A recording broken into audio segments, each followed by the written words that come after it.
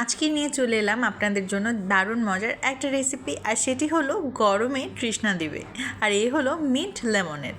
আমার মতো কে কে আছেন যারা মিন্ট লেমনেড অনেক পছন্দ করেন, দ্রুত কমেন্ট বক্সে জানিয়ে যেতে পারেন।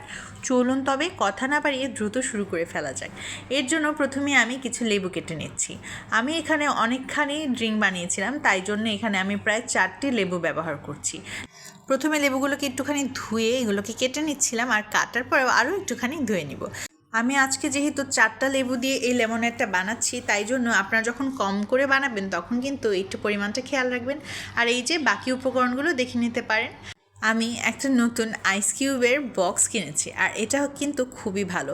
এই ধরনের বক্সেই সাধারণত এইসব বরফ রাখা উচিত, কারণ যেহেতু এটার উপরটা ঢাকা থাকে, তাই জন্য কোনো ধরনের কন্টামিনেশনের চান্স থাকে না। এবারে আমি এগুলোকে কিন্তু একটা ব্লেন্ডার জারে নিয়ে নিব।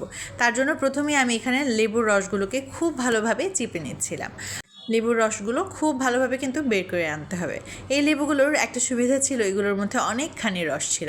এটা আবার আমার খুবই পছন্দ। আবার অনেকে আছে যারা লেবুর রসের চেয়ে বেশি লেবুর খোসা পছন্দ করে। আপনারা কে কোন দলে আছেন দ্রুত কিন্তু কমেন্ট করে জানিয়ে যেতে পারেন। কে কে লেবুর খোসা দিয়ে ভাত খেতে ভীষণ পছন্দ করেন সেটি অবশ্যই জানাবেন, যদিও এটা আমার তেমন পছন্দ না। আমার সবগুলো লেবু থেকেই কিন্তু এবারে রস বের করা হয়ে গিয়েছে। এবারে দিয়ে দিচ্ছি পুদিনা পাতা। পুদিনা পাতা এখানে প্রায় 100 গ্রামের মতন ছিল।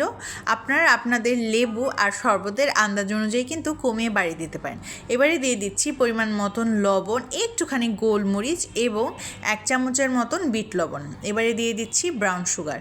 এখানে প্রায় 1/3 কাপের মতন ব্রাউন সুগার আমি ইউজ করছি। এবারে কিন্তু সব কিছুকে একসাথে মেশানোর পর ব্লেন্ড করে নিতে হবে। আর কিছুক্ষণ ব্লেন্ড করে নেওয়ার পর এ পর্যায়ে আমি দিয়ে দিচ্ছি আইস কিউবগুলো। এই পর্যায়ে আইস কিউবগুলো দেওয়ার পর আমি 1 কাপের মতন বা 1 মগের মতন পানি দিয়ে দিলাম। এবারে আবার ব্লেন্ড করে নিলাম।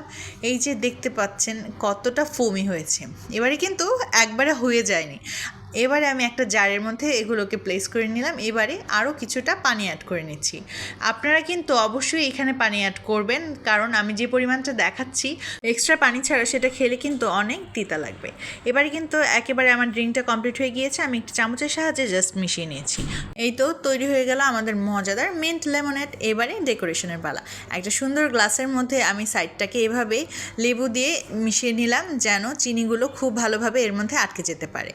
আপনারা আপনাদের পছন্দ অনুযায়ী যে কোনোভাবেই এটাকে ডেকোরেট করে নিতে পারেন, তবে আমার কাছে মনে হয় যত সিম্পল হয় দেখতেও তত ভালো লাগে আর খেতেও ভালো লাগে। এবারে কিন্তু আমার গ্লাসটাকে ডেকোরেট করা হয়ে গিয়েছে। এবারে আমি ড্রিঙ্কটাকে ঢেলে নিচ্ছি। ঠান্ডা ঠান্ডা এই ড্রিঙ্ক যদি গরমের কালে পাওয়া যায় তবে কি কোনো কথা হবে? বাইরে থেকে তো আমরা প্রায় এটাকে খেয়ে থাকি, তবে ঘরে যদি তৈরি করতে পারেন তবে কিন্তু যখন তখনই খেতে পারবেন। উপরে একটুখানি পুদিনা পাতা দিয়ে আমি সার্ভ করে দিলাম। এই তো আজকের শো স্টপার একেবারে রেডি। তৈরি হয়ে গেল মজাদার মিন্ট লেমনেড। রেসিপিটি কেমন লাগলো কমেন্ট করে কিন্তু অবশ্যই জানিয়ে যাবেন।